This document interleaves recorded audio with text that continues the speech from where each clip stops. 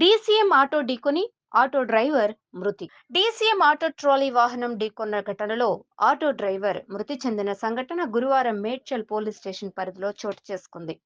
Medchal check post నుండి అయోధ్యకు వెళ్లే దారిలో ఆటో ట్రాలీ వాహనం డీసీఎం ఢీకొని ఆటో డ్రైవర్ ఉప్పల నాగరాజుకు తీవ్ర గాయాలై ఆటోలోనే ఇరుక్కున్నాడు.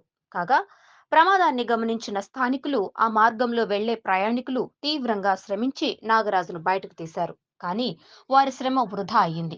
నాగరాజును బయటకు తీసిన కాసేపట్లోనే నాగరాజు ప్రాణాలు విడిచినట్లు ఘటనా స్థలానికి చేరుకున్న అంబులెన్స్ సిబ్బంది తెలిపారు. ఘటనా స్థలానికి చేరుకున్న పోలీసులు ట్రాఫిక్ ను క్లియర్ చేసి మృతదేహాన్ని పోస్టుమార్టం నిమిత్తం గాంధీ ఆసుపత్రికి తరలించారు. ఈ ఘటనపై పోలీసులు కేసు నమోదు చేసి దర్యాప్తు చేస్తున్నట్లు తెలిపారు.